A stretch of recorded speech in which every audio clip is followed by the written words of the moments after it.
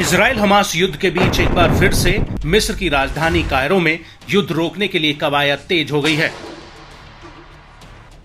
Israeli PM Benjamin Netanyahu ने बातचीत के लिए शिन बेत के मुखिया को मिस्र भेजा है। वहीं अमेरिकी खुफिया एजेंसी के मुखिया भी मिस्र जा रहे हैं।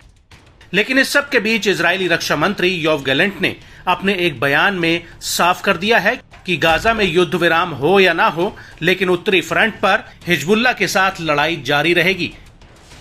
योव गैलेंट का कहना है कि अगर गाजा के भीतर युद्ध विराम हो भी जाता है तो भी इजरायली सेना हिजबुल्लाह से लड़ती रहेगी। गैलेंट के इस बयान के बीच हिजबुल्लाह ने इजरायल पर अभी तक का सबसे बड़ा हमला किया है। हिजबुल्लाह का कहना है कि उसने उत्तरी इजरायल के ऊपर 7 जुलाई 2024 को 100 से ज्यादा रॉकेट दाग दिए, जिसकी वजह से करीब 2.5 लाख सेटलर्स को सुरक्षित जगहों पर छिपना पड़ा। हिजबुल्लाह का दावा है कि इन हमलों की वजह से कब्जे वाले कई इलाकों में लगातार हवाई सायरन बजते रहे।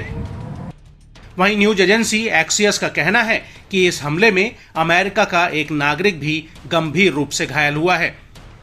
न्यूज एजेंसी ने एक अमेरिकी अधिकारी के हवाले से यह खबर दी है। एजेंसी के मुताबिक ये अमेरिकी नागरिक लेबनानी फिलिस्तीन बॉर्डर के करीब था, जहां पर इजरायल की एक सैन्य चौकी थी और इसी पोस्ट पर हिजबुल्लाह ने एक एंटी टैंक मिसाइल दागी, जिसकी चपेट में ये अमेरिकी नागरिक आ गया। लेकिन ये बात अभी साफ नहीं हुई है कि युद्ध प्रभावित इलाके में ये अमेरिकी नागरिक आखिर कर क्या रहा था। इसको लेकर इजरायली न्यूज चैनल 12 के मुताबिक हिजबुल्लाह ने दोपहर करीब 2 बजे एक एंटी टैंक मिसाइल जारेद बेस पर दागी थी, जिसकी चपेट में ये अमेरिकी नागरिक आ गया था। इसके अलावा इस हमले में 3 और लोग घायल हुए हैं, जिनमें से 2 की हालत गंभीर बताई जा रही है। रिपोर्ट्स के मुताबिक 7 जुलाई को हिजबुल्लाह ने करीब 9 हमले किए।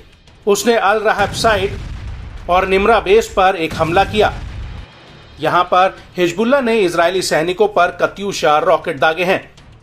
इसके अलावा सुबह 11:50 पर अल बगदादी साइट पर हिजबुल्लाह की तरफ से रॉकेट दागे गए।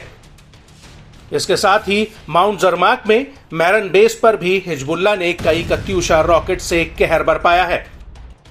हिजबुल्लाह का दावा है कि इस हमले में आईडीएफ के एयर सर्वेलांस और एयर ऑपरेशन मैनेजमेंट यूनिट तबाह हो गई है। और इस हमले के तुरंत बाद हिजबुल्लाह ने बिरकत रिशा साइट पर इजरायली सैनिकों की पहले तो निगरानी की और फिर उसके बाद उनके ऊपर कई गाइडेड मिसाइलों से हमला कर दिया। हिजबुल्लाह का दावा है कि इस हमले में आईडीएफ के कई जवान या तो घायल हुए हैं या फिर उनकी मौत हो गई।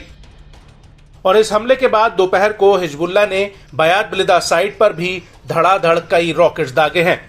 और इस हमले के साथ ही आयलत बैरिक्स पर आईडीएफ की नई गठित की गई 91वीं ब्रिगेड के हेडक्वार्टर को भी हिजबुल्लाह ने उड़ा दिया। हिजबुल्लाह का कहना है कि उसने लिमन सैन्य अड्डे पर भी एक बार में कत्यूशा रॉकेट्स का पूरा जत्था फायर किया है। और इस अटैक के बाद हिजबुल्लाह के लड़ाकों ने कब्जे वाले सीरियन गोलन में माउंट हेरमन पर भी लंबी दूरी के ड्रोन से हमले किए। हिजबुल्लाह का कहना है कि इस हमले में आईडीएफ के कई जासूसी उपकरण तबाह हो गए हैं।